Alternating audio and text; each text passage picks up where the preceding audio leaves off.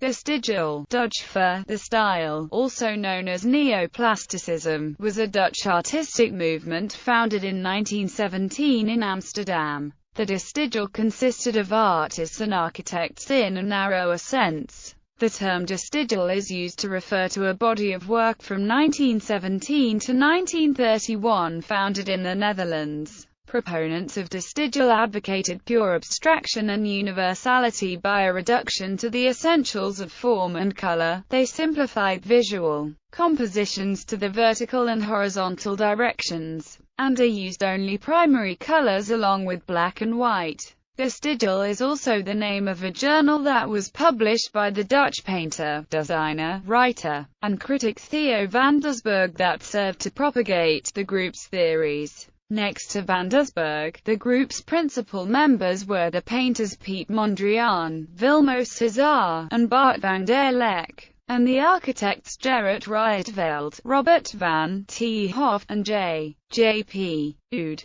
The artistic philosophy that formed the basis for the group's work is known as neoplasticism, the new plastic art. Principles and influences. Mondrian sets forth the delimitations of neoplasticism in his essay, Neoplasticism in Pictorial Art. He writes, "This new plastic idea will ignore the particulars of appearance, that is to say, natural form and color. On the contrary, it should find its expression in the abstraction of form and color, that is to say, in the straight line and the clearly defined primary color." With these constraints, his art allows only primary colors and non-colors, only squares and rectangles, only straight and horizontal or vertical lines. The De Stijl movement posited the fundamental principle of the geometry of the straight line, the square, and the rectangle, combined with a strong asymmetricality, the predominant use of pure, primary colors with black and white, and the relationship between positive and negative elements in an arrangement of non-objective forms and lines. The name De Stijl is supposedly derived from Gottfried Semper's Der Stil in den technischen und technischen Kunsten oder praktischer Ästhetik, which Curl suggests was mistakenly believed to advocate materialism and functionalism. In general, De Stijl proposed ultimate simplicity and abstraction, both in architecture and painting.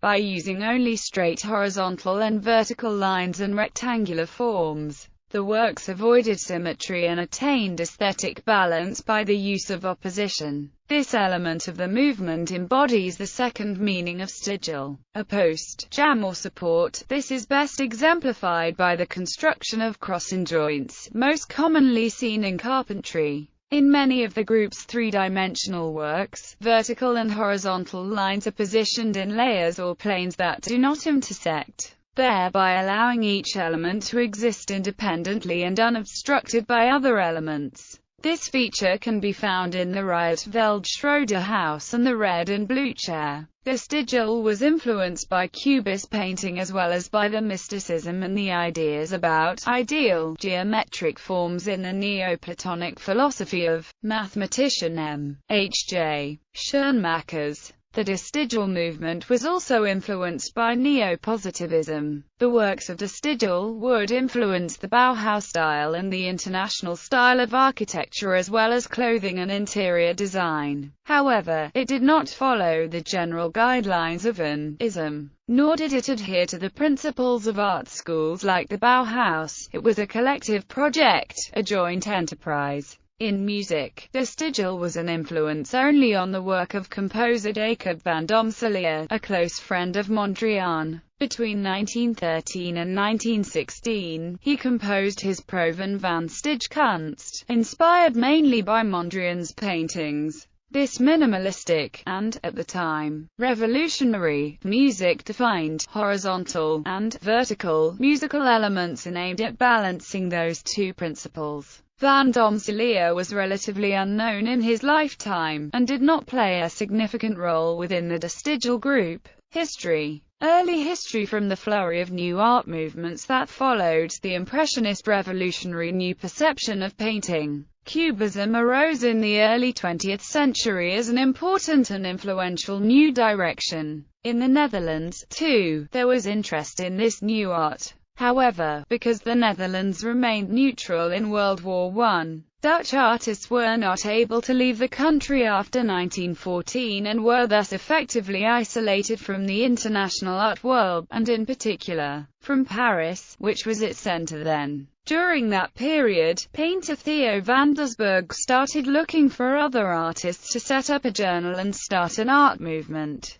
Van Doesburg was also a writer, poet, and critic, who had been more successful writing about art than working as an independent artist. Quite adept at making new contacts due to his flamboyant personality and outgoing nature, he had many useful connections in the art world. Founding of De Stijl around 1915, Van Doesburg started meeting the artists who would eventually become the founders of the journal. He first met Piet Mondriaan at an exhibition in Stedelijk Museum Amsterdam. Mondriaan, who had moved to Paris in 1912, had been visiting the Netherlands when war broke out.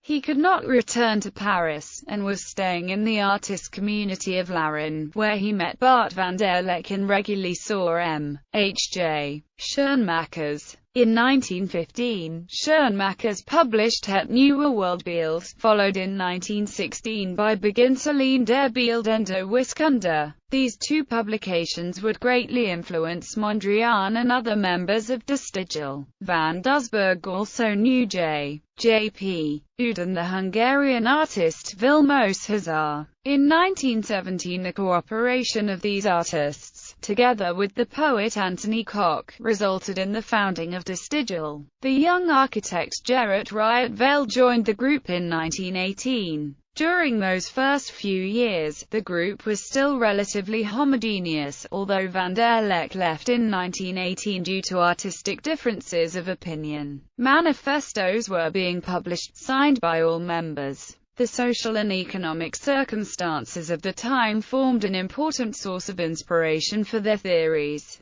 and their ideas about architecture were heavily influenced by Berlage and Frank Lloyd Wright. The name Nieuwe Beelding was a term first coined in 1917 by Mondriaan, who wrote a series of 12 articles called De Nieuwe Beelding in de Schilderkunst that were published in the journal De Stijl. In 1920 he published a book titled Le Neoplasticism.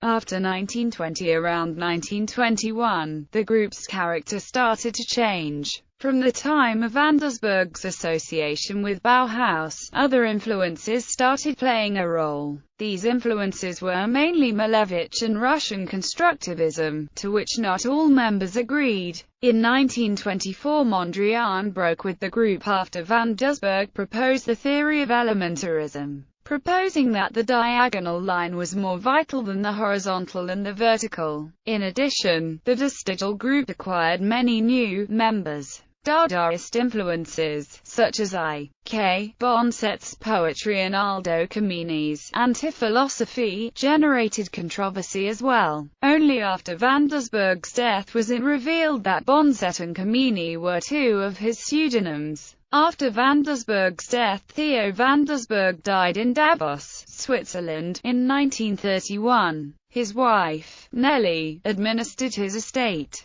Because of Van Doesburg's pivotal role within De Stijl, the group did not survive. Individual members remained in contact, but De Stijl could not exist without a strong central character. Thus, it may be wrong to think of De Stijl as a close-knit group of artists. The members knew each other, but most communication took place by letter. For example, Mondriaan and Rietveld never met in person. Many, though not all, artists did stay true to the movement's basic ideas, even after 1931. Rietveld, for instance, continued designing furniture according to De Stijl principles, while Mondriaan continued working in the style he had initiated around 1920. Van der Lek, on the other hand, went back to figurative compositions after his departure from the group. Influence on architecture. The De Stijl influence on architecture remained considerable long after 1931. Mies van der Rohe was among the most important proponents of its ideas. Between 1923 and 1924, Rietveld designed the Rietveld Schroeder House. the only building to have been created completely according to vestigial principles. Examples of vestigial-influenced works by J.J.P. Oud can be found in Rotterdam and Hoek van Holland. Present-day works by vestigial members are scattered all over the world, but vestigial-themed exhibitions are organized regularly. Museums with large vestigial collections include the Gemeentemuseum in The Hague and Amsterdam's Stedelijk Museum, where many works by Rietveld and van Doesburg are on display. The Centraal Museum of Utrecht has the largest Rietveld collection worldwide. It also owns the Rietveld Schroeder House, Rietveld's adjacent show house, and the Rietveld Schroeder Archives. Neoplasticists: Ilya Bolotovsky, painter and sculptor; Burgoyne Diller, painter; Theo van Doesburg, painter, designer, and writer, co-founder of the vestigial movement, published Vestigial, 1917–1931. Cornelis van Esteren, architect; Jean Goren, painter, sculptor; Robert van 't Hoff, architect; Vilmo César, painter; Frederick John Kieseler, architect, theatre designer, artist, sculptor; Anthony Koch, poet; Bart van der Leck, painter; Piet Mondriaan, painter, co-founder of the Vestigial; Marlo Moss, painter; J.J.P. Oud, architect; Gerrit Rietveld, architect and designer; Kurt Schwitters, painter; Georges van Tongerloo, sculptor; Friedrich Vordenberger Gildwart, painter; Jan Wils, architect.